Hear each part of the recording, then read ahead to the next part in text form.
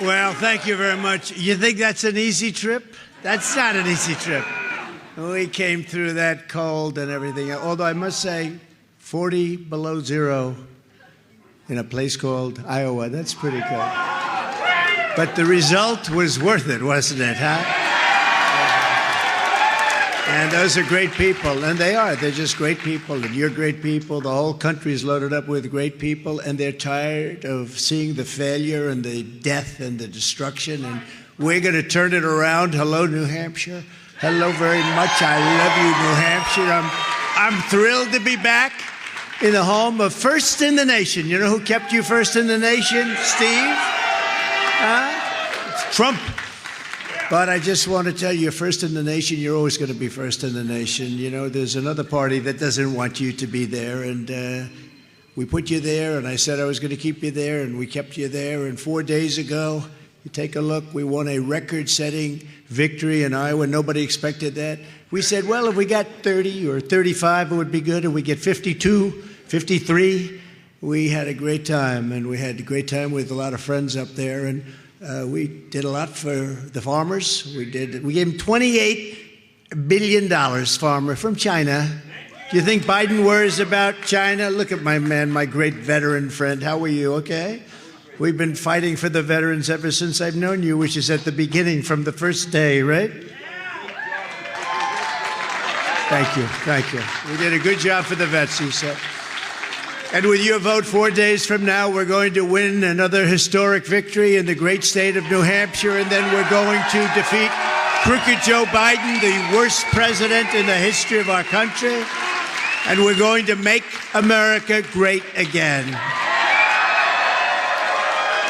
So the primary is this Tuesday, January 23rd, so if you want, send a message straight to Crooked Joe and all of his thugs and frauds destroying our country. They are destroying, I mean, what they're doing on the border, what they did with Afghanistan, how they could let this happen to Ukraine with Russia. None of this stuff, inflation wouldn't have happened. The attack on Israel wouldn't have happened. None of it would have happened. It's just such a sad thing to see. But you need to get every patriot you know and get them out to vote in record numbers. We got to get record numbers.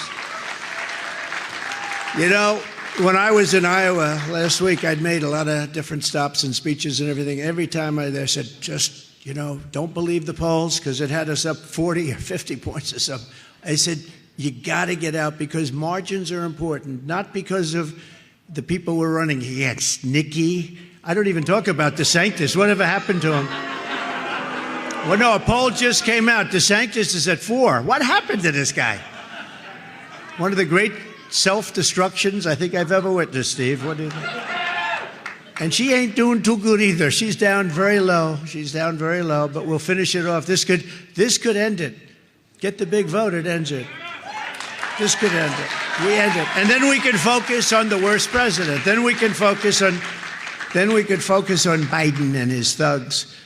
But any information you need, you get nh.donaldjtrump.com. They give you all the information, so you have to just get out and vote. From the very first day that we take back the White House from Biden and his people, the radical left lunatics, I call them, I believe, and they are radical left. Look what I have to go through. Whoever thought I'd run for office and I'd end up being indicted more than Alphonse Capone? Okay? Now, whoever thought? They say, oh, he's challenging the election, which I happen to be right about 100%, by the way, and everyone knows that. It was a rigged election. And for challenging an election, they indict you. These are bad people. They indict the political opponent because they have nothing else. They have the worst record probably in history. In fact, you've heard me say this, Jimmy Carter is a happy man today, you know? Because his presidency is brilliant by comparison to Biden. It's a brilliant presidency. Congratulations. Now, this is the worst. This is the worst, most dangerous, and he is a threat to democracy for a number of reasons. Number one is he's incompetent. He's a threat to American democracy. Joe Biden is a threat. Who would do weaponization? Weaponization is a threat. Using DOJ to win an election is a threat to democracy. So I believe we're going to have the 4 greatest years in the history of the country. I also think that when you look at how bad the economy is in some ways, but the stock market holds up, because every time I have good poll numbers, if you take a look, the stock market's going up. The stock market thinks we're going to win. That's the only reason the stock market's up. And if something would happen, I tell you, I honestly believe you'd have a crash like in 1929. That's what I believe. The stock market is up for 2 reasons, actually. They're running on the fumes of what we did. We had the greatest economy ever in the history of this country, and they think we're going to win. And if we win, the stock market's going to go through the roof. But they think we're going to win, and I think that's why it's up. But we will quickly cut New Hampshire energy prices in half or even more. So you don't know, because you have a governor who's, honestly, he's terrible. This guy, I watch him. He's all over the place. You know, he ran for president. You know that. He didn't announce it because he didn't have the guts, right? But he ran for president. And he didn't exactly, his numbers were in the vicinity of Asa Hutchinson. No, they were so bad. And instead of announcing, like you're supposed to do, you're supposed to run, you announce you're running, and if you do well, great. If you don't do well, that's fine too. What are you going to do, right? But he went around, he was on every show. This guy, he thinks he's hot stuff. He's nothing. He's nothing. Now, sometimes I say things about people where you can never bring it back. That's okay with me, Chris, because this guy is bad news. This guy is bad news for the country. I don't want to bring it back. I never want to have it back. I'll take good care of New Hampshire. I always have. You don't need this guy. This guy is bad. He's bad. He's bad. But he ran for president. He ran for president. He went crazy. He's on every show. I said, the only thing I respected, I didn't know how he could get from one studio to, I've never seen anything like it. And you know what? He ran so much that people realized they don't like him very much. It was crazy. And then he decided not to run. But that's all he was doing. And now he's backing a woman that I know very well, a woman that is not capable of doing this job. I know her very well. She's not tough enough. She's not smart enough, and she wasn't respected enough. She cannot do this job. She's not going to be able to deal with President Xi. She's not going to be able to deal with Putin and Kim Jong-un and all of the people that they're very fine people you have to deal with. And she will not be able to do the job, and we have to tell her to leave Social Security a lot because she wants to wipe out your Social Security. We're not going to let that happen. So the next Trump economic boom will begin exactly on November 5th, 2024, right?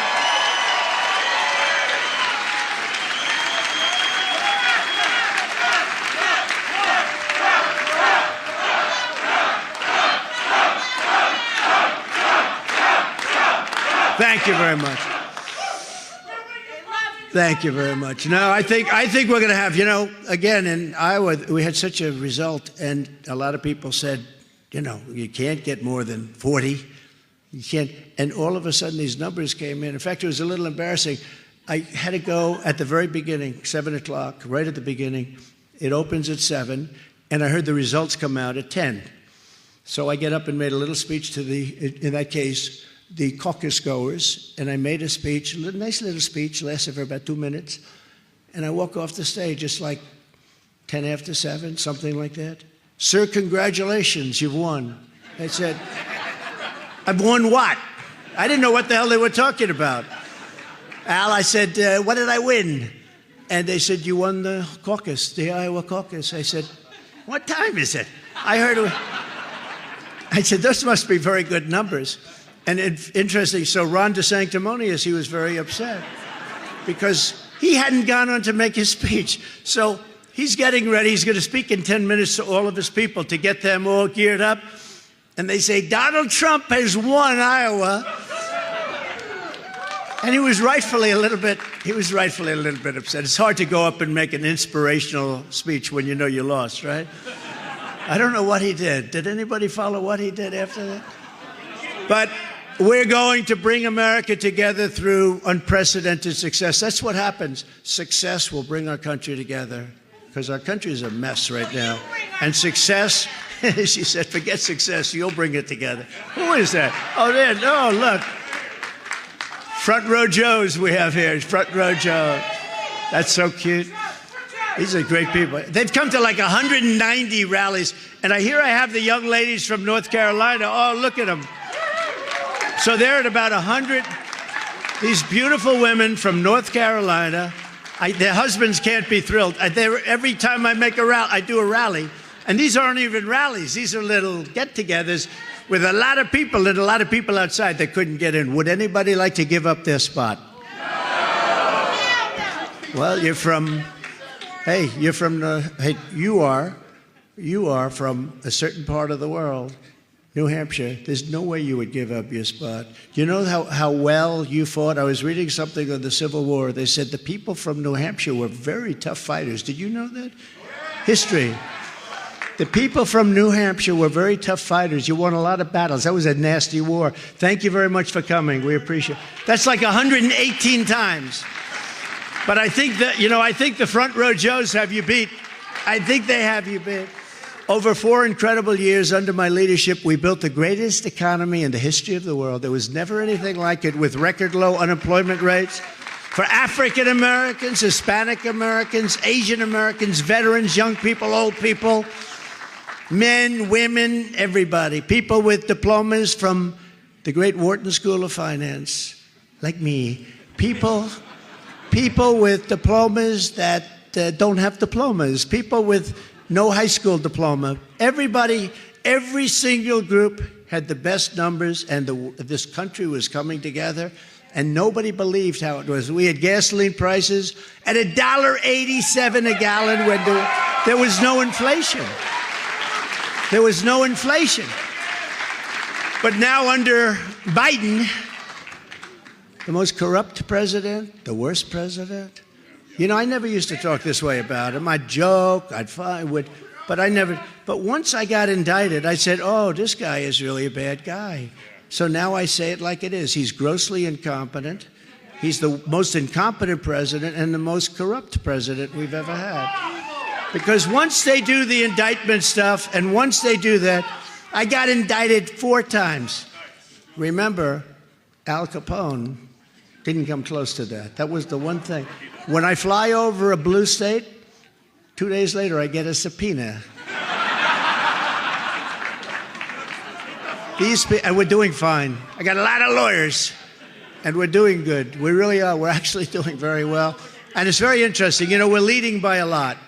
We're leading by numbers that nobody's ever seen. In Iowa, we broke the record by double. And there is a theory out there. I actually believe we would have been leading by a lot, but we wouldn't be leading by this kind of number. Had they left us alone, had they just left us alone, I'd be leading, but not by the kind of numbers that we're seeing, where we set a record that nobody's ever thought was even possible. And you know the funny thing? If they would have played straight, they're not. And that includes the fake news, because the fake news is terrible. But if they would have played straight, just think about this, because I've never said this before. I was just thinking as I'm standing up here, because unlike this other guy, I can think from the stage. He can't. But if they would have, he can't find his way off the stage. But if they would have played straight, just think of it. I'd now be getting ready to leave government. And now they've got me for 4 more years. Look what they've done to them. I just thought of that.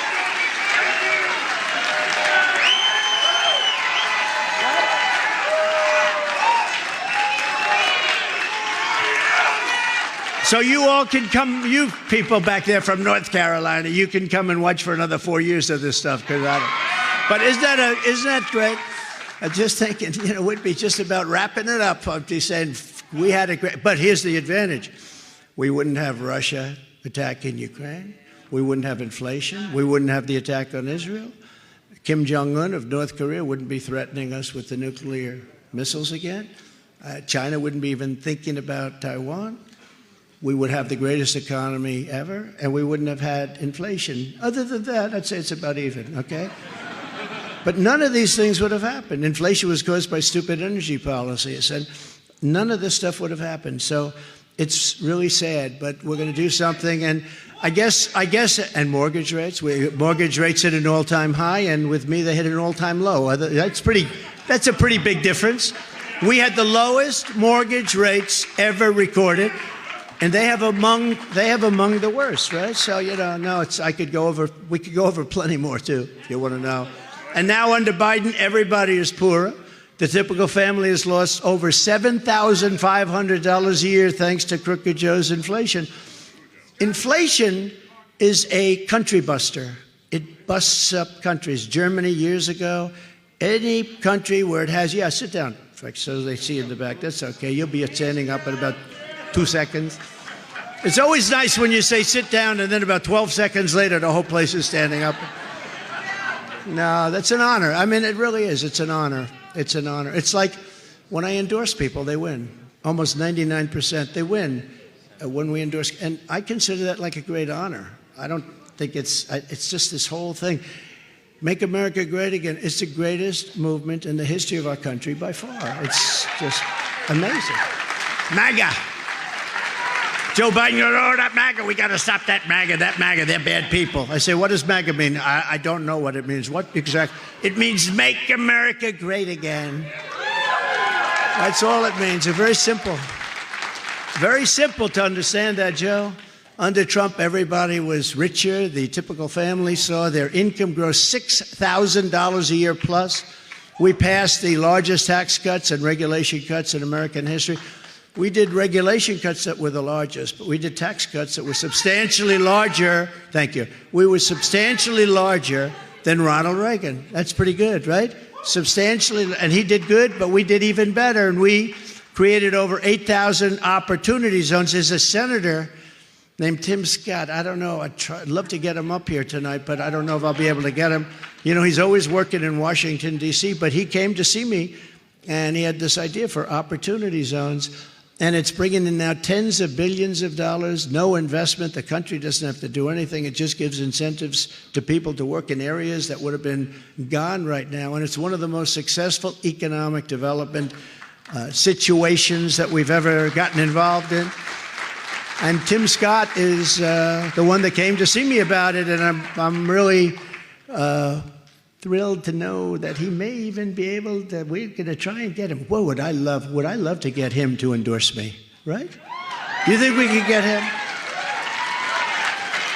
But he's a man of faith and courage and conviction, a man who fought for those opportunity zones like nobody would ever fight, and school choice, and also taking care of the historically black.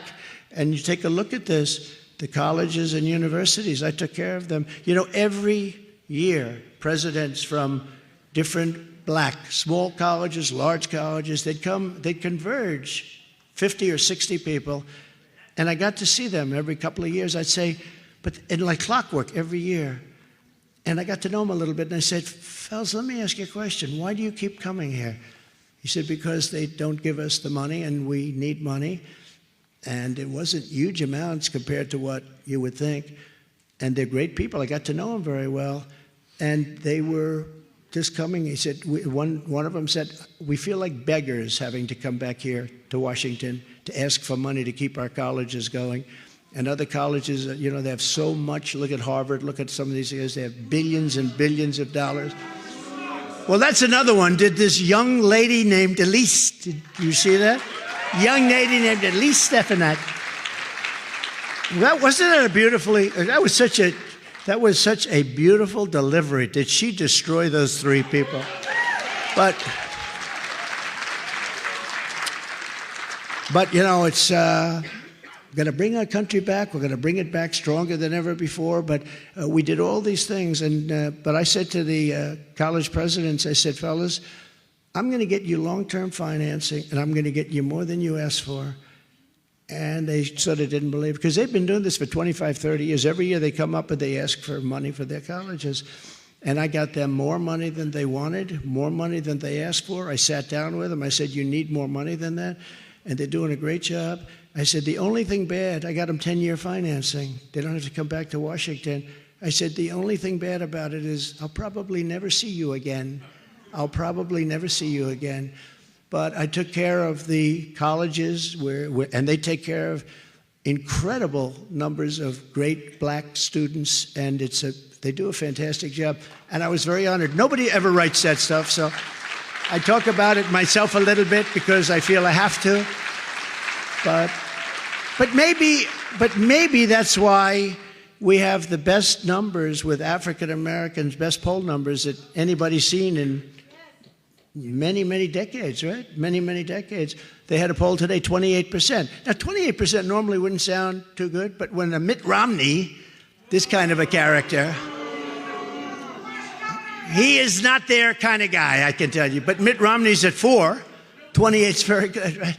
No, 28 is very good. I'd like to see a lot higher than that. They shouldn't be going with the Democrats. The Democrats have been terrible to them, frankly. But we're starting to find that out. But we had a fantastic poll. Hispanic, likewise. Hispanic, we're over 50% in a lot of polls. In fact, the Democrats are cratering because you take those two numbers, if we're at 28 or anywhere near it, and we're at 50% with Hispanic, and the poll shows we're higher, just cancel the election. Just say Trump wins automatically, because that's a whole... Now they're going to say, see, now when I say that, you know, we have fun, we're laughing and kidding, but when I say that, he's a fascist, he announced tonight he wants to cancel the election. They actually had, you know, when I imitate Biden, you can't find his way off a stage, you can't put two sentences together, right? Can't put two sentences together. Here's a teleprompter. He doesn't know where the hell the teleprompter's there. And the nice part about me, I only use the teleprompter. They average, I think they say it averages about 9%. Wouldn't it be nice if you had a guy that didn't really need the teleprompter? Isn't that nice, though? Isn't that nice? But, you know, the dangerous thing I have, Al and Steve, is when I joke a little bit. You know, we got to joke. The country's in such trouble. If you don't have a sense of humor, we'd never get by. But you got to sort of make a little bit of fun. And I sort of imitate his speaking, and I go, bye-bye. He has no idea where the hell he is, right? Or I'll show him where he can't find the stairs. Now, we have a stair there, we have a stair there, we have one here, we have one here. They're all over the place. And he can never find this. I think Secret Service does. You always have this young, handsome guy run onto the stage, grab his arm, and pretend like it's normal to be doing that, right? But the biggest thing is when I do it, they sometimes put me on and they say Trump couldn't find his way off the stage because they are the most dishonest people on earth, other than guys like Adam Schiff and, you know, Shifty Pencil Neck. Pencil Neck. He's a marvel. No, he's a structural marvel. He has a neck, and his head is like a watermelon, and his neck. And how that neck can hold up that big, oversized, ugly head is hard to believe. No, it's true. It's true. Big head. It's like your finger on a basketball. Some of these guys, they spin it. No, he's a terrible guy. Think of it. Think of this, Chef. So they make up the Russia hoax. It's a, you know, and by this time it was found out, and blah, blah, blah. Everyone knows it's a hoax, a scam. And, you know, it was originally used as a one-day deal to show that Hillary Clinton lost because of Russia, because they were embarrassed because they weren't supposed to lose, but they lost. And so they made up this that it was Russia. I said, Russia? What the hell did Russia have to do with it? And I meant that. So then it got carried away. It ended up being 2.5 years because it got picked up by the fake news. They knew it was a scam. Got picked up by but think of it, Adam Schiff made it up, along with Hillary Clinton and some others, DNC, Democrats, and they made up this scam, dangerous scam, very dangerous. Amazing that, you know, fortunately I knew Putin very well, and we had a little bit of a relationship going. He couldn't believe, he said, what the hell is going on with your country? They make up this scam, and then he comes out of a room, so he knows it's made up, and he has a news conference with a lot of press, and I'm watching this, and he goes, Donald Trump Jr. will go to prison because of what he did with Russia. Now, talking about my son is going to go to prison because of something they know is a total hoax. It's not like they believed it was maybe true. They knew it was because they made it up. It was a scam. It was written. No, think of it. And he's saying, think of it, you have a son. And I called up my son. I said, are you okay? He says, yeah, I don't know anything about Russia. What's going on? He knew nothing about Russia. This guy in the fourth row right here, he knows more about Russia than my son knew. But think how bad you have to be as a person to do that. So he's got a scam. They know it's a scam. It's a made-up story to try and justify why she lost, okay? She lost because she had no personality. She lost for a lot of reasons. No, they said she's, well, that too. I would say this. She's evil. That's interesting. But what kind of a human being would say we're going to put somebody in prison because of something that we made up that we know is a phony thing? Bad people, right, Steve? Bad people, you know? They're bad people. But tonight I'm truly honored to bring a man on stage, and I've known him for a long time, and we just happened to get lucky. I talked about opportunity zones. I said, I wonder if we could get him in from Washington. He travels very quickly because he does happen to be with us, and he gave me a tremendous endorsement 2 days ago, and he's going to say a few words to you, and he's a highly respected gentleman, and he's a wonderful friend. And remember, he's, you know, I'm running against somebody from his state, so it's not that easy to do. I mean, she is running from the state of South Carolina, which, by the way, where I'm leading her by over 50 points, so I don't know what the hell kind of a job she did, but in South Carolina. But he's a senator from South Carolina. He's a fantastic man, Tim Scott.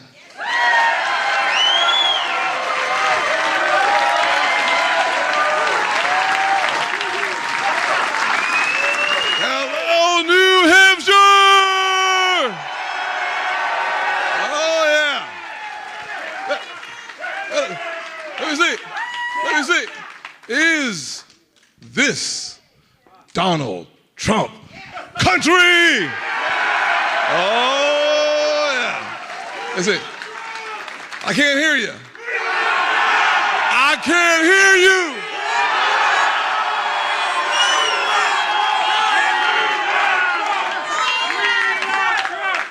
You know, we love you, Concord. thank you. Let me say, we need a president who will close our southern border today. We need Donald Trump. We need a president. We need a president who will unite our country. We need Donald Trump. We need a president who will protect your Social Security and my mama's Social Security. We need Donald Trump. We need a president today who will stop the crime and recklessness in the streets.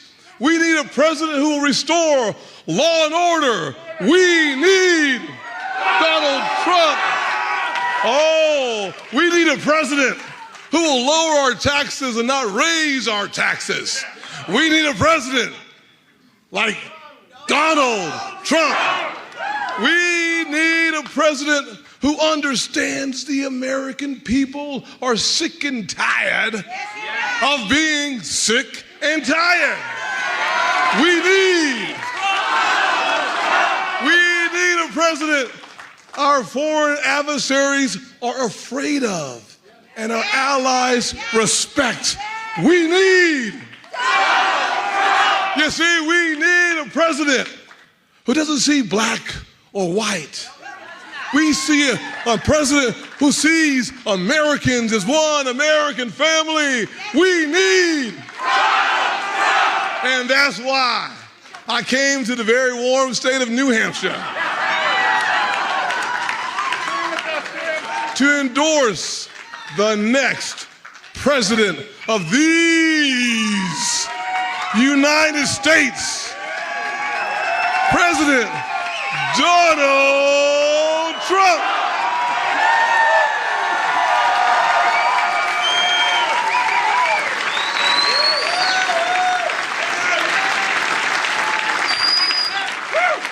Thank you, Tim. That's great.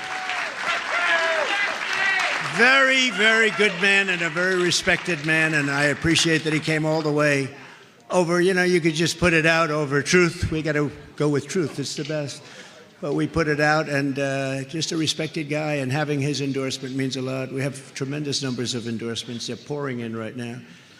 But having Tim is very important. So now is the time, and you see that through what was just said, for the Republican Party to unify. We have to unify. We have to go after these crazy people that we're dealing with. Instead of wasting hundreds of millions of dollars attacking Trump and others, we need to come together and focus all our energy and resources in defeating crooked Joe Biden, our worst president. It's the worst president. Sadly, not everyone is willing to put our country first. We have to put America first. Here in New Hampshire, Nikki Haley has made an unholy alliance with rhinos, never-Trumpers, Americans for No Prosperity. Did you ever hear of Americans for No Prosperity? Globalists and radical left communists to get liberals and Biden supporters to vote for her in the Republican primary, because that's what they do.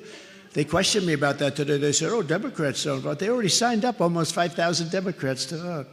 That's your governor's fault. He could have ended that very easily, but he doesn't do the job. Maybe he's got something else in mind. I think he's lazy, actually. You want to know the truth? In Iowa, nearly 50% of Haley's voters said they were voting for Biden in November. So the people that voted for her, and think of it, 50% said they're going to vote for Biden in November. And now the leftists are spending millions and millions of dollars to flood your airways with Nikki propaganda. It's Nikki propaganda. And she's not going to do the job, I can tell you. I had plenty of experience with her. She's fine. She's okay. She's not bad. But she's not going to do the job. All you need to know about Nikki Haley is that every corrupt and sinister group we've been fighting for the past 7 years is on her side. They're all putting up America First patriots. They're all people that are fighting our America First movement and our patriots. And we can't take a chance. Our country is so far behind. We had a great country 3 years ago. Now we have a country that's in terrible distress like never before. The people behind Nikki Haley are pro-amnesty, they're pro-China, they're pro-open borders, they're pro-war, pro-deep state, and they're actually effectively pro-Biden. He's the only one that doesn't know it, actually, if you want to know. Our movement is pro-borders, pro-jobs, pro-freedom, and pro-America. Pro-America. It's very simple. The radical left Democrats are supporting Nikki Haley for one reason, because she's easy to beat. If you take a look at the poll, she's the easiest one to beat of the whole group. She's the easiest one to beat. And they want her. What did he say?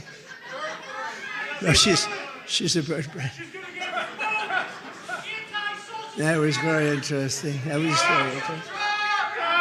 Thank you very much. Take it easy. Thank you very much. No, honestly, there is. There's a lot of energy in this room, and there is because we want to take our country back. We want to make our country great again. But here are some of Nikki Haley and Ron DeSanctimonious' toxic positions that make them totally unelectable. They're unelectable. Nikki Haley said she wants to raise the retirement age to match life expectancy, which means that she wants to work you're supposed to work your entire life. Every day I'm going to work my ass off, right? And then you die. That's life expectancy. And so much for Social Security, you know. You have the right to it. You paid for it. Likewise, DeSantis voted 3 times to raise the age to 70. And, you know, DeSantis is a fan, and so is Nikki. They supported a terrible, really a rhino. He's hurt Fox very badly, sadly. He's hurt Fox, but he's also hurt the New York Post. He's hurt the Wall Street Journal. He's a rhino, Paul Ryan. And he had the 2011 plan to destroy Medicare. Remember the same plan that led Democrat ads showing Republicans wheeling Granny off the cliff. Remember Granny? That was not a good ad for the Republicans. And he had a chance. He ran and he lost. We ran and we won. We won twice, by the way, in case you have any questions. And we did much better the second time. We did much better the second time, and this time we're going to blow it apart, because I'll tell you what, there's more excitement. You know, we did great in 2016. It was shocking to people. It wasn't shocking to me because we'd go to rallies where we'd have 45, 50,000 people all the time. And she'd wheel in and, you know, she couldn't get 10 people in an audience. And I said, you know, why is she favored? There's a lot of bad things going on with these elections. We have to have safe borders and safe and free and fair elections, or we're not going to have a country.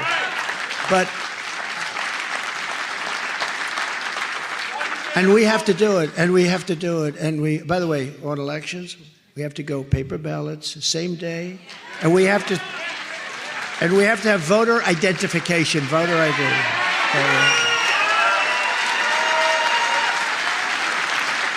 You have to see them. I've been in the room. All right, so let's go. We want to put in voter ID, just as a little point. You know, you negotiate. All right, we want to get for our elections voter ID. No way we're going to get. I mean, the whole room goes crazy. Now, there's only one reason for that, because they want to cheat. Because when you have open borders, high taxes, bad education, a woke military, and it's not woke down here, it's only woke with those few people up top that really have no clue. I see they're starting another war. The same people that ran Afghanistan are going to run. We got a Secretary of Defense who's running the war. They say he's laying in a hospital bed. His laptop is on his chest, like a child would do, you know? I don't want to say, you know, he doesn't fire. I got accused of firing a lot of people. He doesn't fire anybody. Wouldn't you think that the people that did the Afghanistan disaster were in charge of it, where they moved the military out first, where they gave $85 billion worth of equipment, best equipment anywhere in the world? I bought it. You know, I rebuilt the entire military. I bought it, and they gave it to the Taliban. Do you know that Afghanistan is one of now the top 2 or 3 leading sellers of military equipment anywhere in the world, because they don't need 700,000 rifles. 700,000, Al, rifles and guns. They don't need 70,000 vehicles, many of them armor-plated. Boy, somebody was a good buyer. Can you imagine? We didn't need it either to win. I wiped out ISIS, and we did it rapidly. It was supposed to take 5 years. I did it in 4 or 5 weeks. And we didn't have to get a lot of new equipment. We just wiped out ISIS. But incredibly, Nikki is defending her planned cuts for Social Security and Medicare. She wants to mess around with Social Security and Medicare. You don't deserve it, especially senior citizens. You don't deserve it, and we're not going to let it happen. Perhaps worst of all, Nikki Haley is backed by the deep state and the military-industrial complex. She's never seen a war she doesn't like. She's never seen a war she doesn't like, because they know she's a globalist fool. These globalists are fools. You know, we want to help the globe if possible. We got to help ourselves first. Our country is in horrible distress because they know she's a globalist and can be easily manipulated to obtain and send hundreds of billions of dollars to Ukraine. And I want to help Ukraine too, but here's the problem. Europe, which is approximately our size as an economy when you add up all the countries, and I got them to play, they're not in love with me, I got them to do things that nobody thought possible, including NATO. Not even talking about NATO, but including NATO. We had many countries that weren't paying anything for NATO, and we were footing the bill. I figured that one out in about two meetings. By the end of the first meeting, I said, this is a real mess over here. I got them to put up hundreds of billions of dollars into NATO. They weren't paying for years. And I'll never forget, the leader of one of the 28 countries at the time stood up and said, does that mean if we're not paid up, you're not going to protect us? I said, that's exactly what it means. And the following day, billions and billions of dollars came pouring in. But the problem I have with Ukraine is that we put up, and it's a horrible city. Look, the problem I have is it should have never happened. Those cities are demolished, those people, and the numbers are much greater than what you're hearing about. You know, when they knocked down some of those buildings, those are major buildings, those shockingly big buildings. That's what I used to do. And when they knock down those buildings, you have a lot of people living in those buildings. And the numbers are going to be far greater when you see the end.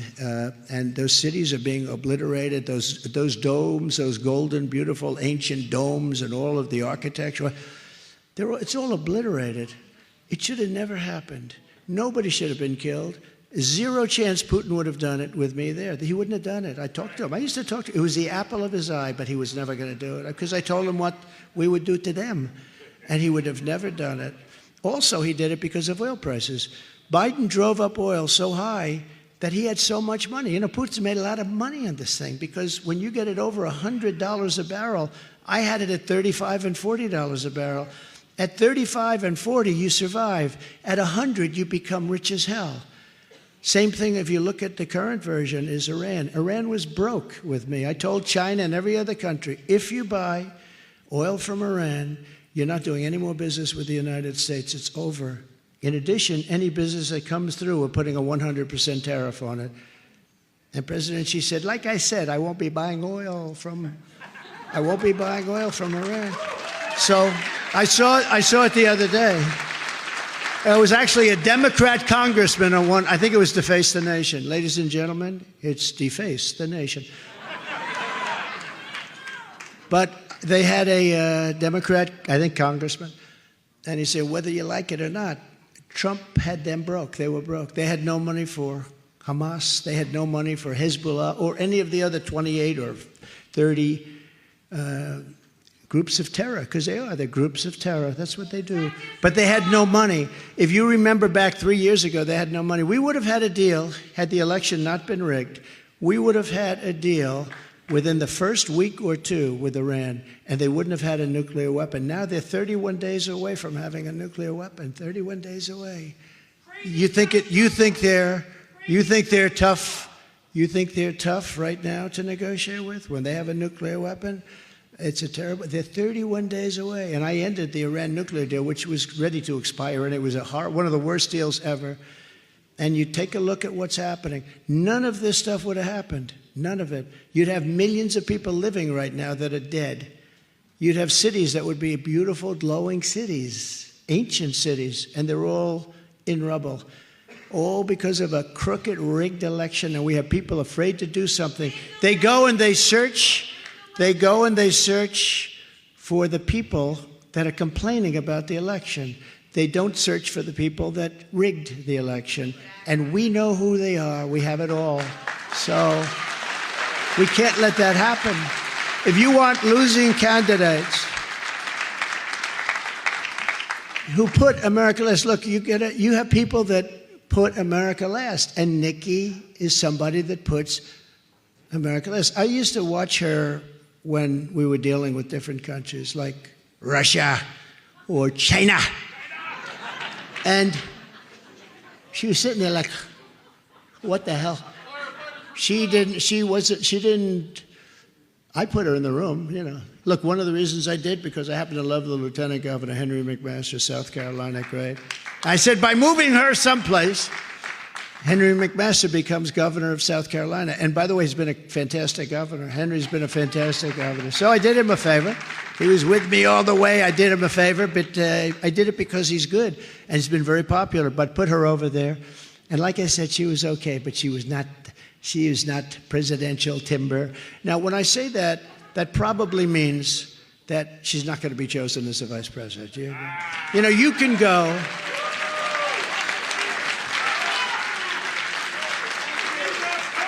No, you can go and you can say certain things, you know, I don't like them and blah, blah, blah, and this. But when you say certain things, it sort of takes them out of play, right? I can't say she's not of the timber to be a vice, and then say, ladies and gentlemen, I'm proud to announce that I've picked. Do you understand? But that's the way it is, okay? Tell it like it is. Tell it like it is, right, Steve? If you want a president who puts America first, you're going to have to vote for Donald J. Trump. That's what it is.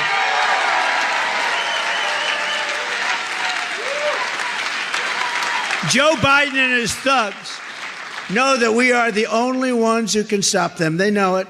And that's why they're weaponizing law enforcement, using the DOJ, using the FBI. They're a disgrace. That's a third world country stuff that they're doing. This only takes place in third world countries, never taken place anywhere near. There's never been anything like this. And they'll go after others too. And I tell the Republicans are nicer people, that's all. They happen to play nicer. And, you know, normally that's okay. But I tell the Republicans, you guys have to get tougher. You're going to have to get tougher. And by the way, because they came at me before I even won the election, they were coming at me with the Russia hoax and all the other hoaxes and scams. They made it up. It was all made up stuff. They're sick.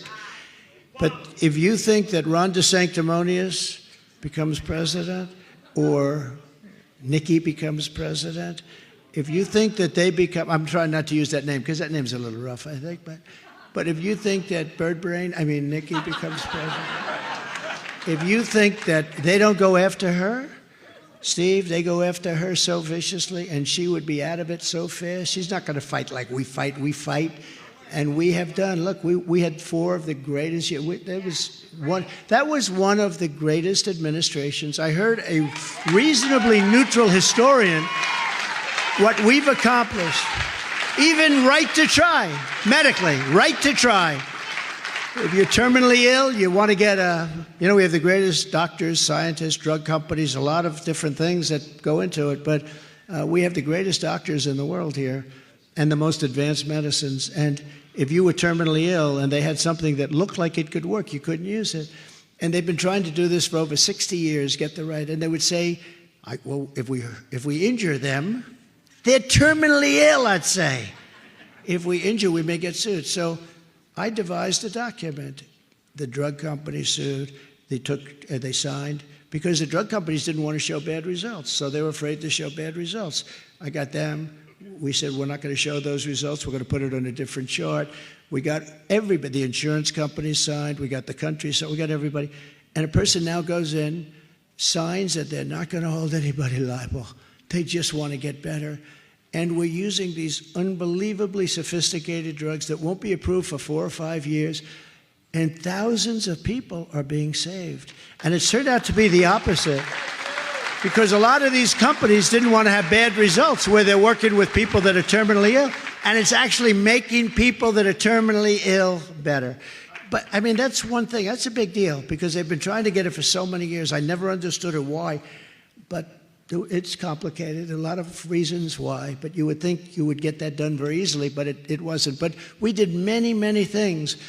But all these people want to do is election interference. They're trying to interfere with the election. They're indicting you so you look bad. But in this case, at least so far, and I hope it continues that way, I get out and I have a big voice and I explain to people what hoaxes they are, what scams they are. And the public basically votes on that. And by like 88 or 89%, they said this is all political stuff. It's a dirty game they play. And they have to understand that works 2 ways, because when it's the other team's time, they can do the same thing. And we don't want to do the same thing because it's so bad for our country. It's so bad and so dangerous for our country. What they're doing by weaponization and DOJ and FBI, they raided my house, Mar-a-Lago. It's a quiet little place. It's small, quaint. No, think of it. They raided my house. Ex-president of the United States, former president, 45th, think of it, 45th president of the United States, hopefully soon to be 47th. And think of it. And you have guys walking into your house with guns, carrying guns. It's disgusting, honestly.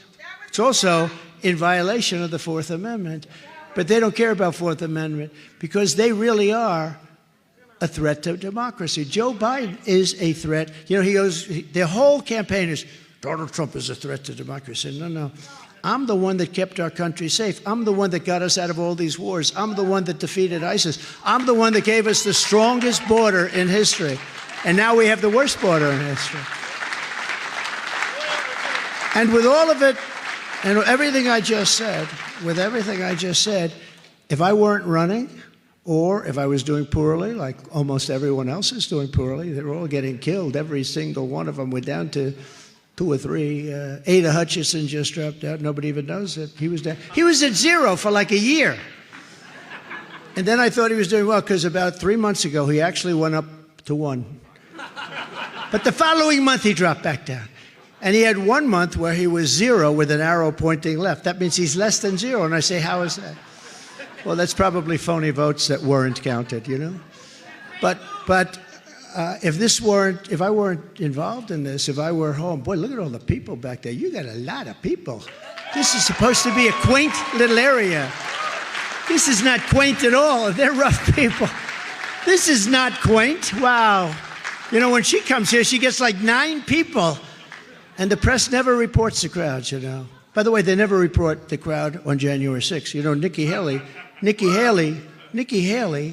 you know, did you know they destroyed all of the information, all of the evidence, everything? Deleted and destroyed all of it, because of lots of things. Like Nikki Haley is in charge of security. We offered her 10,000 people, soldiers, National Guard, whatever they want. They turned it down. They don't want to talk about that. These are very dishonest people. But when I look over here, I'm so honored. They said, this is a quaint area, beautiful area of the state, but it's quaint. We got a lot of people in this room. This is an all-time record. But this is only happening because I happen to be leading in the polls. And if I weren't leading in the polls, or if I weren't running, none of this, I wouldn't have any indictments. I wouldn't have anything. They'd say, they'd be doing it to somebody else who was in this position because they've developed a sickness. But as an example, the Redfield-Wilton poll just came out a couple of hours ago. It's Trump at 72%. Well, think of this. Think of this. This is a very... No, but look, it's called Redfield-Wilton, very respected poll, highly respected poll, highly rated. They rate polls, too. They rate everything. But highly respected. Trump 72, Haley 9, DeSanctimonious 9. So I'm at 72, they're at 9-9. In Nevada, we are polling at approximately 100%. You know why? They all dropped out of the race because they say they can't beat him in Nevada, so they dropped out. They don't want to spend their money there. So that's, and by the way, a lot of people don't realize it. That's next week. In other words, we go to South Carolina after Nevada. Nevada comes first, then we go to South Carolina. In South Carolina, very respected pollster, he's probably here someplace, Tony Fabrizio, just came out with a poll a little while ago. Trump at 64%, Haley at 25%, and Ron DeSantis at 8%.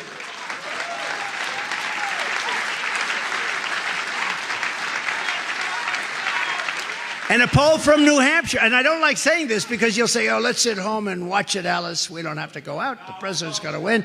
You can't do that. But I'll give you the number anyway, because I only give you good polls. I don't tell you about bad polls, okay? I never do.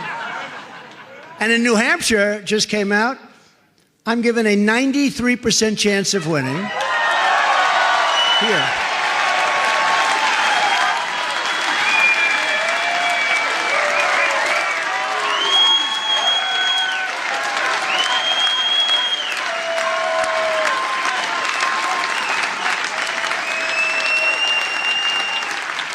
So we're at 93% chance. Nikki Haley is at 7%. Now, this is one I don't understand. And Ron DeSanctimonious is at -1. Now, what does -1 mean? That means he's less than 0. Is that what it means? How can you be from North Carolina over there? All you great people, this North Carolina, these people are incredible. How can somebody be -1? Does anyone know that? Because Ron... That means they're really bad. But we're leading in New Hampshire, but we just don't want you to take anything for granted. This is what I spent all last week saying. I sort of, don't take it.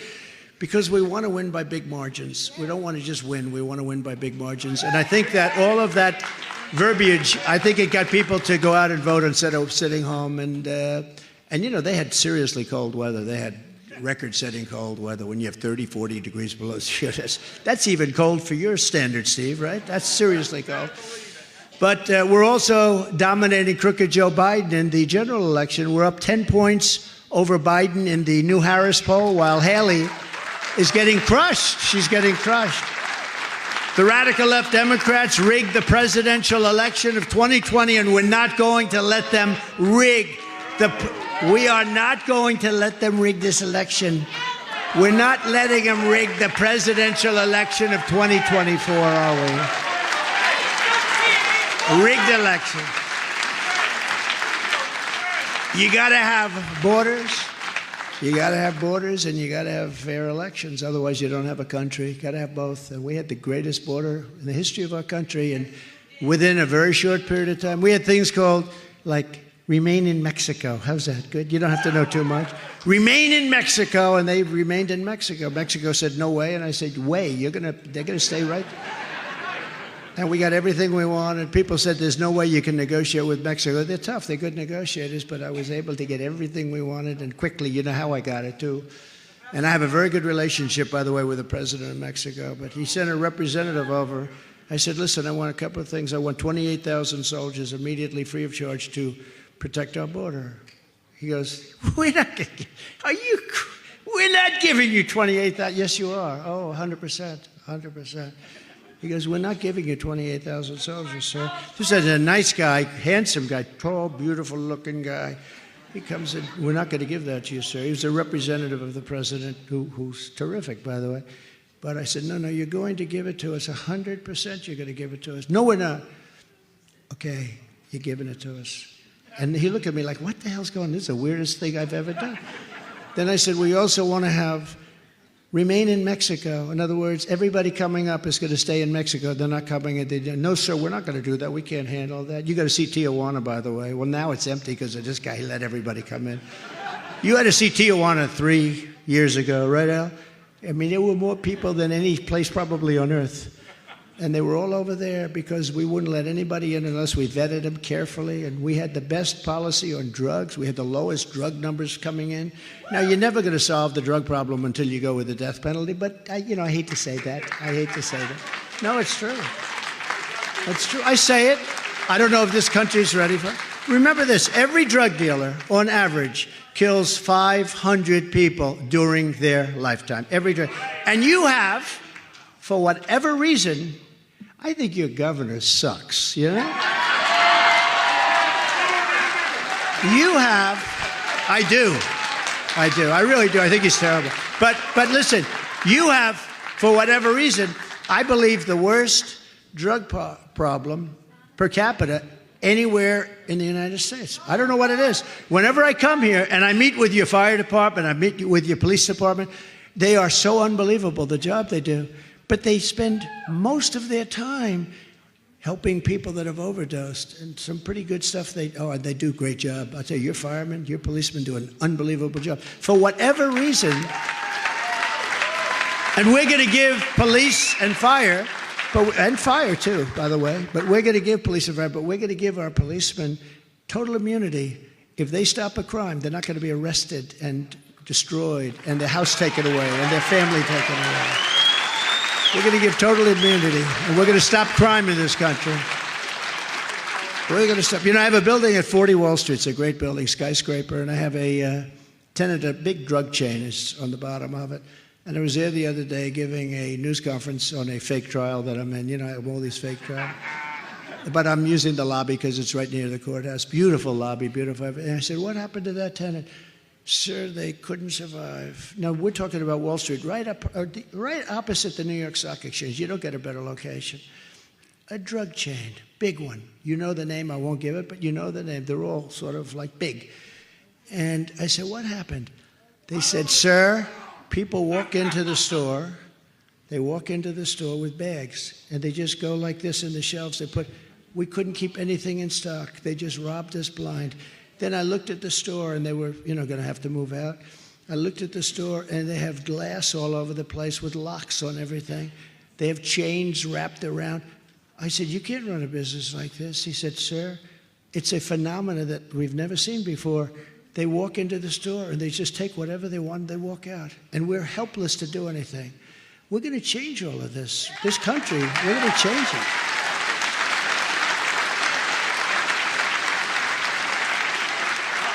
And I lost a good tenant, so I'm not too happy.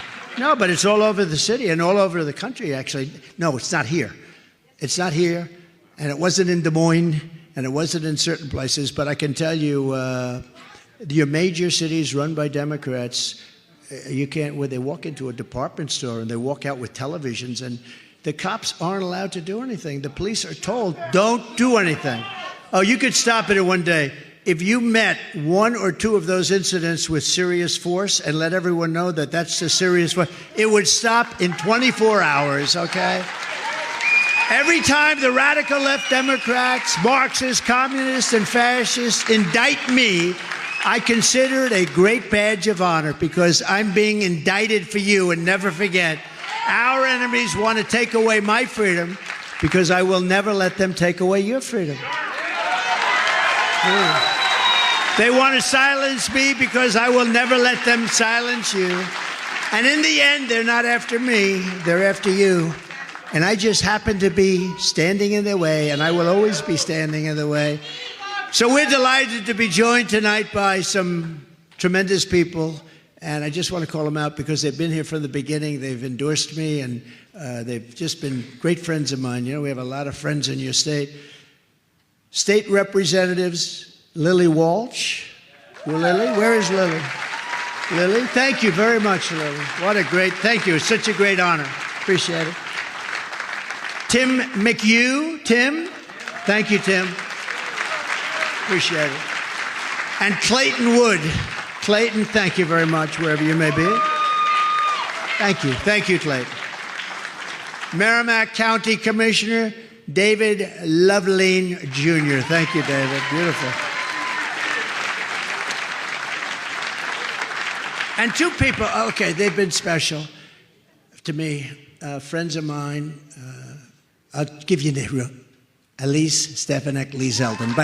And I want them to come up, but they've been special, two special people. They're really brilliant people. Lee, against all odds, came within a few points of winning the governorship of New York. He is so smart. He's such an incredible lawyer, and he almost did it. In the end, they just came down, and a lot of bad things happened. But I'll tell you what, one of the best campaigns that anybody's seen, he almost did it. And today it would happen because it's gone so bad, because today they have 350,000 people living there that weren't there then. They're living in the middle of the streets, and it's a horrible scene. And Elise became very famous because she took on the heads of MIT and Penn and Harvard and did it in a surgical way. Wasn't it beautiful? And, you know, she was a great student. I think she went to Harvard. She was a great student at Harvard. And she's brilliant, and Lee's brilliant. Lee's a brilliant lawyer. And they traveled a long way to be here. If you don't mind, I'd just like to have them come up and be acknowledged, all right? Elise and Lee Zeldin.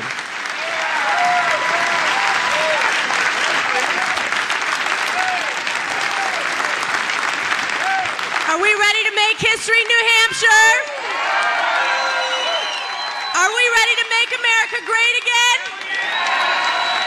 Are we ready to elect President Donald J. Trump and fire Joe Biden? Yes, we are. Thank you so much for the warm welcome. Thank you for staying out in the cold. And I am just so honored to be here, and I'm proud to be the first member of Congress to endorse President Trump for re-election.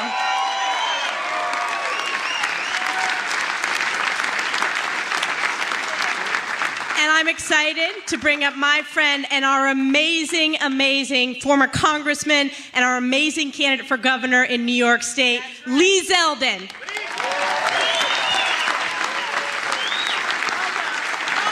Is New Hampshire ready to put President Trump back in the White House?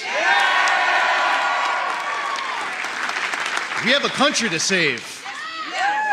And when we vote for President Trump, we are voting to secure our border. When we vote for President Trump, we are voting for an economy that would be stronger than ever. We are voting for a foreign policy that is more effective. We are voting for parental rights and a higher quality education inside of our schools. When we vote for President Trump, we are doing it for our veterans, our military, our law enforcement, our firefighters. We do it for our flag, our freedom, and our future. We are doing it. We're voting for President Trump to make America great again. Let's get it done on Tuesday. Let's get it done in November. God bless all of you, and thank you for supporting this great president.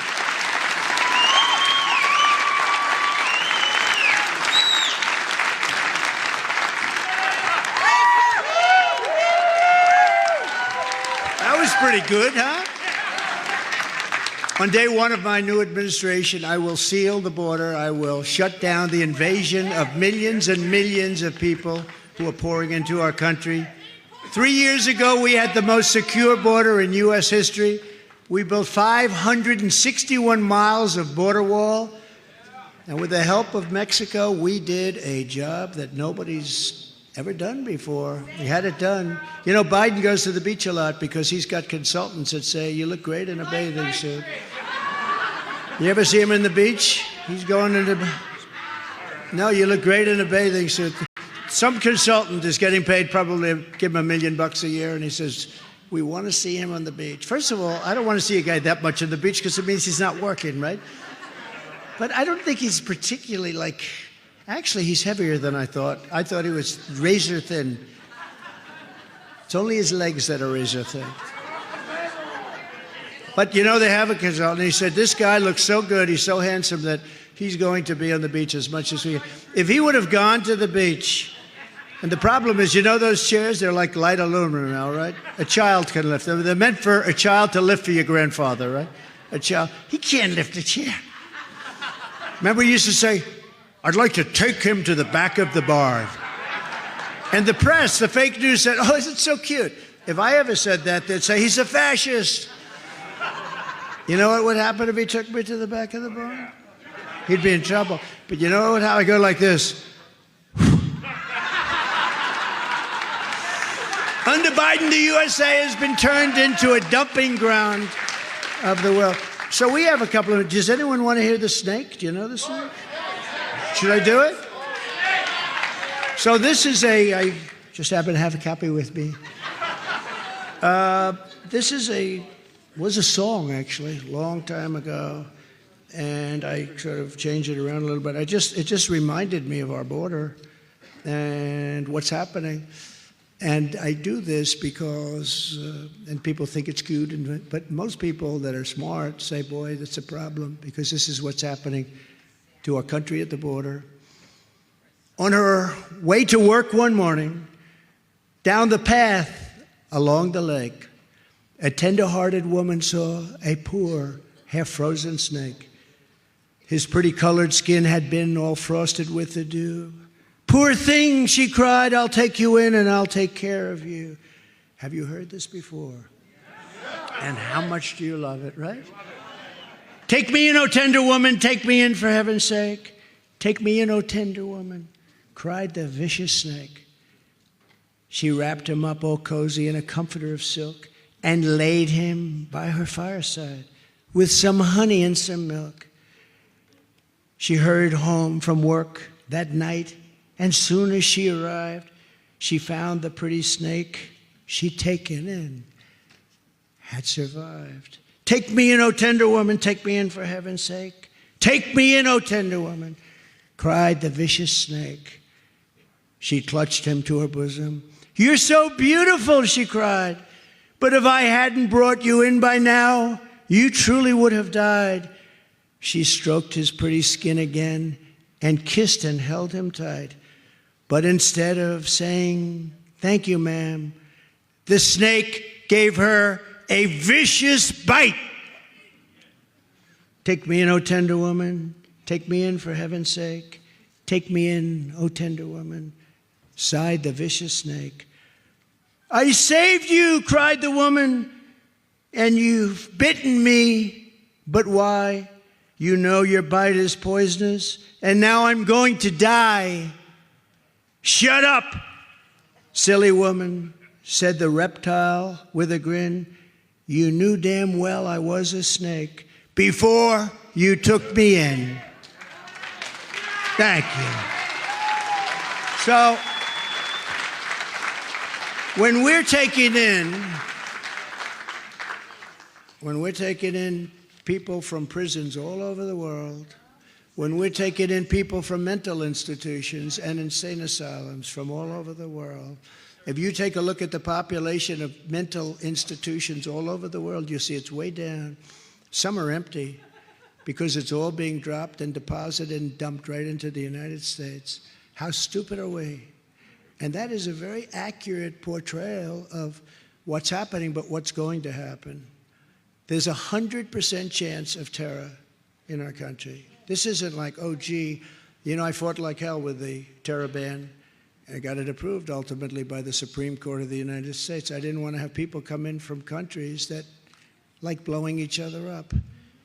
And we had no terror for 4 years. We didn't have one incident. We didn't have any. And I could never talk about it. Even during the election, I couldn't talk about it because I didn't want to do that and the following day something happens. I didn't want to even give people ideas. We had no terror. None. We defeated ISIS. We had no terror. Nobody's ever done the job that we've done. But, you know, that is just emblematic. We are taking in people from jails and prisons. You know, there is a slight difference in those words. From mental institutions and insane asylums. We're taking in terrorists at numbers that are massive. They're massive. We're taking in massive numbers of people. We have no idea where they come from. We don't vet them. We have no security. They just pour into our country. It's 100% certain that terrible things are going to happen. And we have no chance. Like Dwight Eisenhower, he was a big deportation president because they were having a problem. By the way, nothing like this. No country's ever had a problem like this. There's never been a problem like this. Nothing like this. But he deported, hundreds of thousands of people that came into our country illegally. And so we're going to, unfortunately, have to have a mass deportation because no country can withstand this. No country.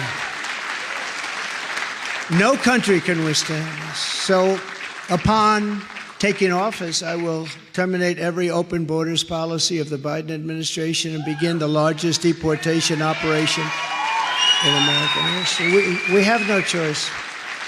I don't want to do that. I don't want to do that, but we have no choice. It's not sustainable. It's not affordable. We owe $36 trillion. It's not affordable, but it's not sustainable as a country. You see where they're coming in, and in New York, they're actually taking over the schools. They're literally taking the seats of kids that have been growing up in a school, and those kids are being sent to secondary schools in bad locations, and people are sitting in the classrooms that don't speak a word of English, and nobody knows what to do about it. It's not sustainable, and we're going to take people back to where they came from. And we have no choice but to do it. And it's going to be, it's so sad because no matter whether you're a super genius or not a super genius, when you take millions and millions of people, and I believe the number is going to end up being 16 million people by the time this ends. The real number, they give you, 3 million, 4 million, it's a lot of people. But I believe the real number is going to be 15, 16. That's larger than New York State. And they just flow in. There's nobody to even check. There's nobody to do anything. The drug lords, the drug lords, thank you, darling.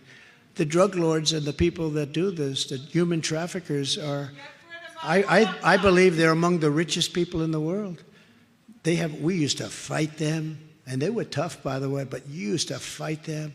And Brandon Judd of the Border Patrol, he's fantastic, and the whole group is, these people are fantastic. They want to fight. They want to stop it.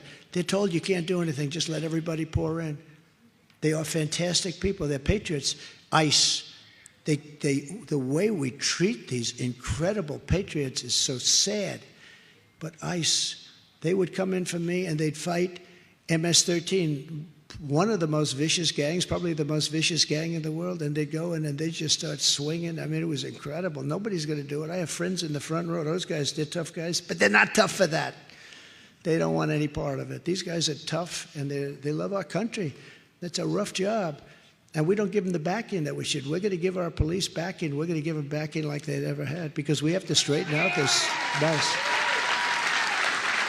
To stop the deadly drugs that are poisoning our people, I will deploy the U.S. Navy to impose a full fentanyl blockade on the waters of our region. I had meetings with President Xi. He was going to give the death penalty to anybody sending fentanyl into the United States, and he was all set to do it. And then we had a rigged election. He was all set, and then nobody obviously followed up.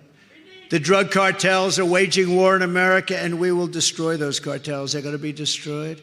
And I will use Title 42, as we did for 4 years, to end the child trafficking crisis by returning all trafficked children to their families in their home countries, and we'll do that immediately. And the beautiful thing about the law enforcement, we have great people in law enforcement, local and federal, state. But they know all the people. They know all the criminals. They know the good ones, the bad ones. They know everybody. They know them all. They're cops on the beat in some cases, or they're just in the neighborhood. And we'll be working with them because they know everyone. They know who they are, when they came. They know everything about them. They're just not allowed to do anything about it, because if they do, they're going to lose their job, their house, their family. They're going to lose everything. Nikki Haley will never secure the border or stop the fentanyl that is killing thousands of New Hampshire citizens. She never spoke to anybody, and she kept saying, "Did you speak to the people about fentanyl in your meeting?" Well, we didn't mention it yet. Oh, great. But I spoke directly to President Xi a lot, and he was going to give them, they have the death penalty in China for drug dealers. They have no drug problem at all. They make drugs for us. Okay, that's what their problem is. That's our problem more, because I think the real number is 300,000. That's a 300,000 deaths, destruction of families. When you lose a child, when something like this happens, the family can never ever recover from that. They can never ever be the same. And we're losing hundreds of thousands of people. They like to say 90 and 100. I've been hearing that number for so many years, but we're losing 300,000 and more than that. And China can't do this to us. And I told them, I said, you can't do this. And we have a lot of power over China, a lot of power, a lot of economic power, even though we're losing that, gradually, because we're so stupid. We let them have so much. Nobody ever did. I took in hundreds of billions of dollars in tariffs. No other president took in 10 cents, never took in 10 cents. 28 billion to the farmers and fishermen, by the way. Haley opposed my border wall. She fought like hell against the border wall later on. I said, what the hell are you doing? One thing I learned a long time ago, you have a computer, it's obsolete in about 3 weeks. You buy a new phone, 7 months later they come out with another one. The old one was no good. Everything is like, just they replace it. The two things that they never replaced over thousands of years, what are they? The wheel and the wall. They'll never be obsolete. The wall and a wheel. Everything else is obsolete after about 2 minutes. But she condemned my strong border policies, and in 2016, she stabbed the Republican Party in the back by siding with Barack Hussein Obama against the Trump travel ban, which was one of the best things. I'm telling you, that kept our country safe. This is far more than a campaign. This is the greatest political movement in the history of our country. What we are a part of, there's never been anything like this. Guys like Pat Buchanan, who was a great guy, but he'd go in and, listen to that. Good. But he'd go in and he came in, I think, second in New Hampshire, long time ago, and he ended up with a great political career because of it, as a pundit. He was a great guy. But here we are, we win every state. And then we won the election. And then we did much better the second time. The second time we got millions and millions of more votes. Somebody said, how did you do? Do you know the second time, and this is them, not me, the second time, it's recorded as the most votes ever gotten in the history of our country by a sitting president. And then they say we lost by a whisker. It's so sad, isn't it? Huh? But we're gonna make up for it, and then some. Together we ended the NAFTA disaster, the worst trade deal ever made, and we replaced it with the brand new USMCA, the best trade deal ever made. That's the best trade deal we've ever made in our country. And in fact, Mexico and Canada are trying to renegotiate that deal with Biden. And I just say, if you're listening, Joe, don't do it, because they took advantage of us for many, many decades with that horrible NAFTA deal. USMCA, best trade deal, everyone acknowledges it. I did that one very personally. It was very personal. I took on communist China like no administration in history, bringing in hundreds and hundreds of billions of dollars poured right into our treasury, right into our treasury. They would take so much money out. That's how they built their military. They built their military. Their military could be comparable to ours. Nobody really knows, but it could be comparable to ours. They took it out of our country. And then I gave so much, but I also gave not only to the farmers. We have New England lobstermen that are being horribly treated by this administration. They want them to go out now and get licenses and pay $700 a day. I don't know much about fishing. I do love it. I love what they do, and they're brave people. Boy, that's rough stuff when those waves get up, 3 times higher than your boat, and you're out there and your family's waiting. Are you still going to be okay? I mean, this is tough. And then you have to pay these fees. That's going to be ended day one. Day one. And I'll fight for the fishermen like never before. And I did that for 4 years, and you had no problems for 4 years. I even got rid of that ridiculous 500-mile thing, right? You had to go out forever to catch a fish. They had 500 square miles or something. It was all landmarked out that you couldn't do anything. You couldn't fish there. I said, what the hell did you do? We'd have to travel for days to get. It's the most incredible thing. I ended it. And then didn't have much help from Susan Collins, I can tell you that.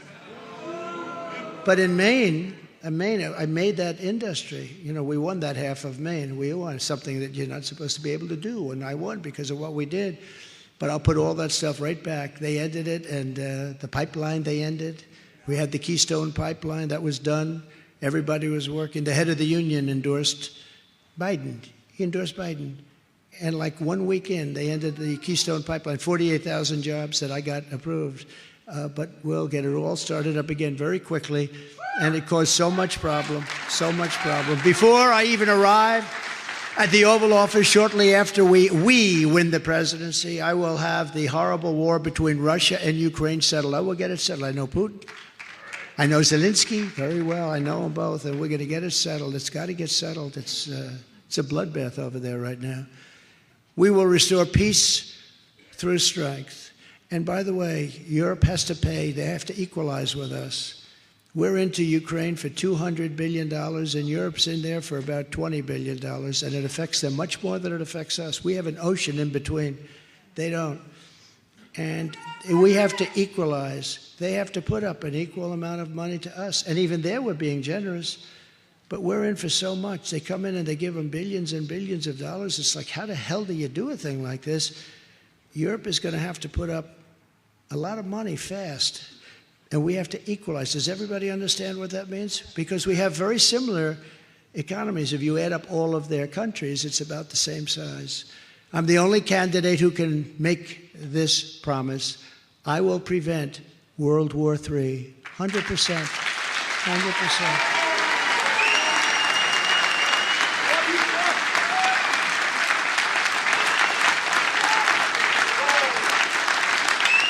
Because we have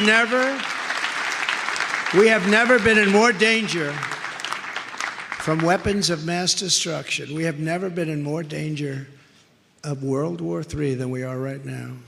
We have a man who has no idea what the hell he's doing, and we are in serious danger because of it. I rebuilt the military, and we're in pretty good shape in that way, but I'll tell you what, we have people that don't know what the hell they're doing. It's so sad. Like taking our soldiers out first in Afghanistan. You take the soldiers out last. Wouldn't you say, Steve? Steve is not a big military guy, but you would say take the soldiers out when the equipment's out, when the people's out, right? It's common sense. Right? We are the party of common sense. They say, you're quite conservative. I say, no, I'm not conservative. I'm a person with a lot of common sense. We need a strong border. We need great elections. We need great education. We want a nice house at a low interest rate. We want a strong military. We want law and order. We want to protect our police. This is common sense. You can say the whole thing in a minute, and it's about common sense. And we're the party of common sense. At least as long as I'm here, we're the party of common sense. And we will build an iron dome over our country as a state-of-the-art missile defense shield. And it's all going to be made in the USA. And you know who had that idea? Ronald Reagan, many years ago. I remember listening. I said, that's a great idea. The problem was when he had it, there was no real technology for it. Today, those things are amazing. You see how it knocks them out in Israel. We're doing other countries. We're helping other countries. We're building iron domes in other countries, but we're not doing it in our country. We're going to build the greatest iron dome anywhere in the world to protect our country. And they work. All made in the USA, by the way. All made in the USA. I will also defend our great veterans, and I will ask Congress immediately to build, and I said we're going to get it. We'll have it very quickly. It's already been more or less approved. We almost had it done until we were interrupted. We will build a full-service VA hospital in New Hampshire right now for your veterans, and they deserve it. You're the only state that doesn't have it. You know that? You're the only state that doesn't have that.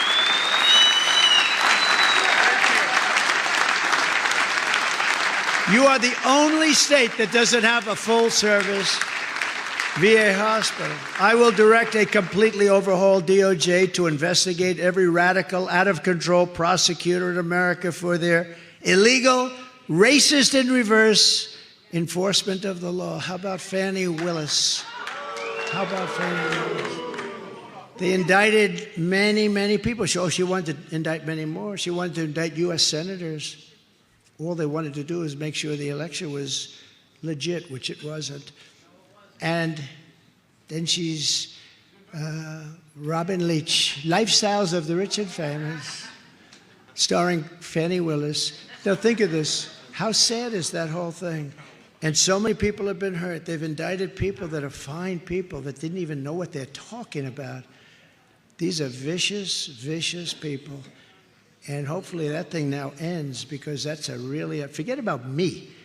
There were many, many people indicted. She had a list like 56 people. And all they're doing is they want a fair election. They don't want cheating on the election. It's a disgrace. And now you see this stuff come out, and how bad is that, paying a guy almost $1 million who had zero experience? But it's her boyfriend, and then they traveled all over the world. Norwegian Cruise Lines, oh, isn't that nice? I'd like to do that, I just don't have time. We're going to rebuild our cities into beacons of hope, safety, and beauty better than they ever have been before, so it affects you a little bit less, but we have to save our cities. New York, Chicago, Los Angeles, Boston. We have to rebuild our cities, and we have to watch the crime, and we're going to take down the crime, and we will do something else that's, to me, very important. We're going to take over the horribly run capital of our nation in Washington, D.C. We're going to clean it up, renovate it. We're going to build and rebuild our capital city so that it's no longer a nightmare of murder and crime. 2 nights ago, 3 people were shot. 3 people. They come to our city and they come to our capital and then they get shot. They're shot every day. They're being shot. We're going to hit them so hard. We're going to hit them with law enforcement so hard they'll never be doing it again. Remember when they got very rambunctious with ripping down our statues? And I passed a law, quickly, signed a law, that if you are seen anywhere near, if you're touching a statue, doing anything negative to any of our monuments, you get 10 years in jail, no probation, no anything. And it immediately stopped. It immediately stopped. But we have to save our capital. People can't go there anymore. Can you imagine you're a foreign dignitary, you hear about the United States and you're driving over garbage. I was there on one of these fake lawsuits about a month ago, and we're driving down the road, and I always used to say, get that road clean, do this, do that. The medians are broken. The medians are falling down. The medians meaning that crap steel that they use all over the place, the stuff, it looks like if the sun hits it, it melts almost, right? Did you ever see that? It's always in bad shape. But that's falling in. The roads were in horrible shape. The curbs were all broken and busted. And we're riding over garbage cans that are sitting there for 6 months. You know, you can tell garbage how long it's been there just by looking at it if you're smart. And this is stuff that hasn't been swept up in months.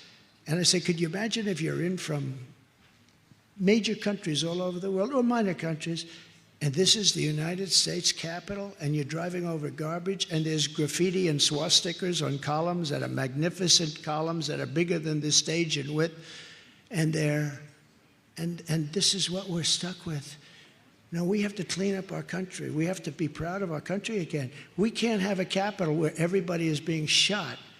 Oh, you have to hear the stories. People they leave the trunks of their cars open so that when they steal the tires, you can take the tire. Just please don't break my trunk. And that's like one of the more friendly stories, what they're doing. They're invading people's houses. Our capital is a crime-ridden mess. And we're going to take it over because they run it so horribly. And we're going to run it by the federal government, which it should be run by. And we're going to get rid of the slums really fast. And we're going to get rid of all those tents that are all over those beautiful parks. And we're going to make that capital so safe, you're going to be dying to go there. It's very important, I think. We'll make it the most beautiful capital in the world. On day one, I will sign a new executive order to cut federal funding for any school pushing critical race theory, transgender insanity, and other inappropriate racial, sexual, or political content onto the lives of our children.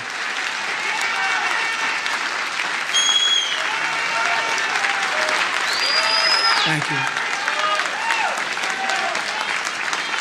And I will not give one penny to any school that has a vaccine mandate or mask mandate. Not a penny.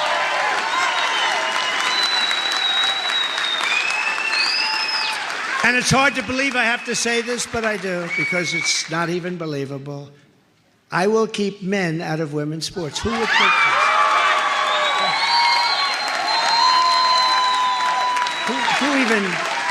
Who thought of that one? I will fully uphold the Second Amendment like I did. Nobody upheld it better than me, and you want to know? It is under siege.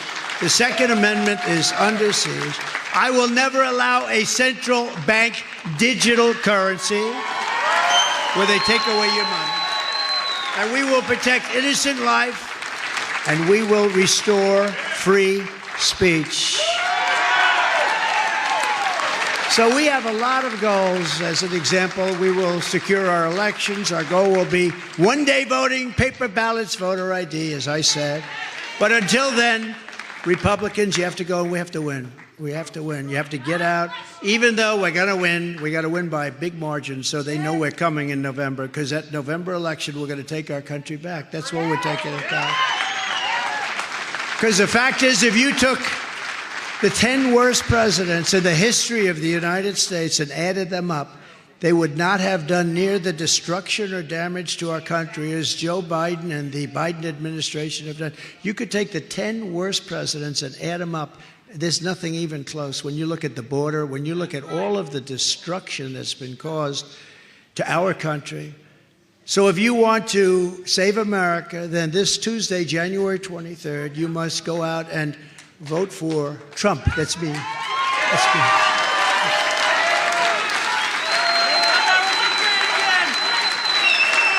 And as I said, the details are...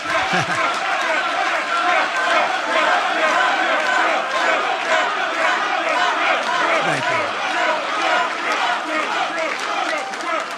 And as I said, the details, just in case, nh.donaldjtrump.com. So get up and just go vote and grab your friend's vote. The margin is very important. We're going to win this thing, but the margin, if we, like when we won in Iowa, it set such a signal that we won substantially over 50%. Nobody could believe it.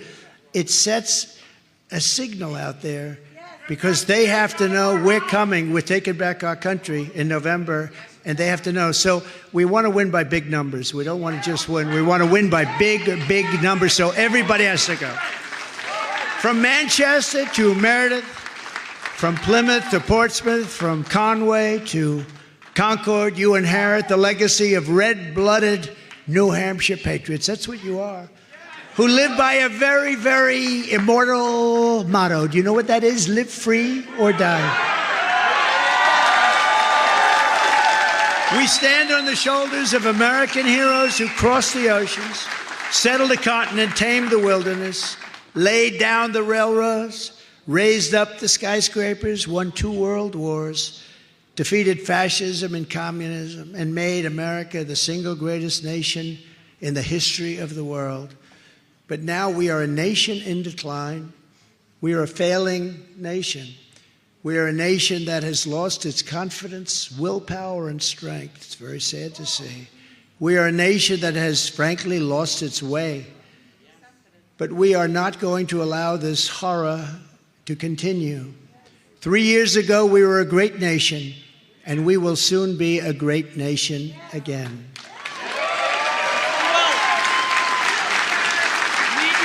It was hardworking patriots like you who built this country, and it is hardworking patriots like you who are going to save our country. You're going to save our country. We will fight for America like no one has ever fought before. 2024 is our final battle. It's our final battle. With you at my side, we will demolish the deep state. We will expel the warmongers from our government. We will drive out the globalists. We will cast out the communists, Marxists, and fascists. We will throw off the sick political class that hates our country. We will rout the news media, the fake news. We can't stand that fake news. And we will evict crooked Joe Biden from the White House, the worst president in history by far. And we're going to have an election day in 2024 that you will be so proud of. We're going to make our country so powerful, so great, so strong, so safe. The great silent majority is rising like never before. And under our leadership, the forgotten man and woman will be forgotten no longer. They weren't forgotten for 4 years. We are one movement, one people, one family, and one glorious nation under God. And together we will make America powerful again. We will make America wealthy again. We will make America strong again. We will make America proud again. We will make America safe again. And we will make America great again. Thank you very much, New Hampshire. Thank you. Go out and vote. God bless you. Thank you. Thank you.